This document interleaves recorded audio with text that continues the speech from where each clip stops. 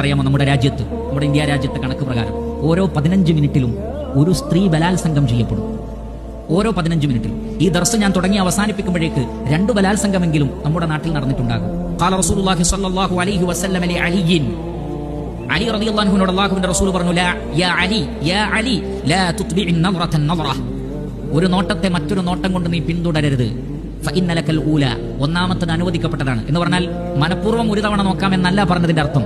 മറിച്ച് അത് ഫുജഅത്തുൻ നളറാണ്, നമ്മൾ അറിയാതെ പെട്ടെന്ന് നോക്കി പോകുന്നതാണ്. അതിന് മനുഷ്യന് വിട്ടു നിൽക്കാൻ കഴിയില്ല. അതുകൊണ്ട് അത് നിനക്ക് അനുവദിക്കപ്പെട്ടിരിക്കുന്നു. എന്നാൽ രണ്ടാമത്തത് നീ അറിഞ്ഞുകൊണ്ട് നോക്കലാണ്. അതുകൊണ്ട് തന്നെ വലൈസത് ലകൽ ആഖിറ, രണ്ടാമത്തത് നിനക്ക് അനുവദനീയമല്ല എന്ന് പറഞ്ഞാൽ മനഃപൂർവ്വമുള്ള നോട്ടം അത് ഒന്നാമത്തതാണെങ്കിലും അനുവദനീയമല്ല. അതാണ് ഹദീസിന്റെ മഅന.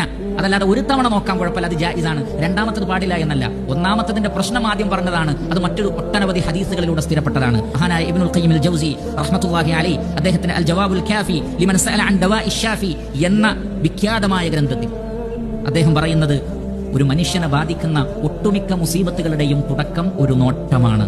കാരണം ഒരൊറ്റ നോട്ടം മനസ്സിൽ അതൊരു ചലനമുണ്ടാക്കും, ഒരു ചിന്തയുണ്ടാക്കും. അത് പിന്നീട് ഒരു ആലോചന ആയി തന്നെ മാറും. ആ ഒരു നോട്ടം ഒരു ചിന്തയിലേക്കും ആ ചിന്ത അഗാധമായ ആലോചനയിലേക്കും നിങ്ങളെ കൊണ്ടുചെന്നെത്തിക്കും. പിന്നീട് ആ ഫിക്രത്ത്, ആ ആലോചന വികാരത്തിലേക്ക്, ശഹ്വത്തിലേക്ക് നിങ്ങളെ കൊണ്ടുപോകും. പിന്നീട് ആ വികാരം നിങ്ങളെ ഒരു തീരുമാനത്തിലേക്ക് നിങ്ങളെ കൊണ്ടുപോകും. പിന്നീട് നിങ്ങൾ മനസ്സിൽ ഉറച്ച് തീരുമാനിച്ച് ആലോചിച്ച് ഉറപ്പിക്കും. പിന്നീട് ഒരു പ്രവൃത്തി അവിടെ സംഭവിക്കും. മാലം യംന മിൻഹു മാനിഉൻ, മറ്റു തടസ്സങ്ങളൊന്നുമില്ലെങ്കിൽ പിന്നെ ആ ഇറാദ തീരുമാനമായി, ആ തീരുമാനം പിന്നീട് ഒരു പ്രവൃത്തിയായി മാറും.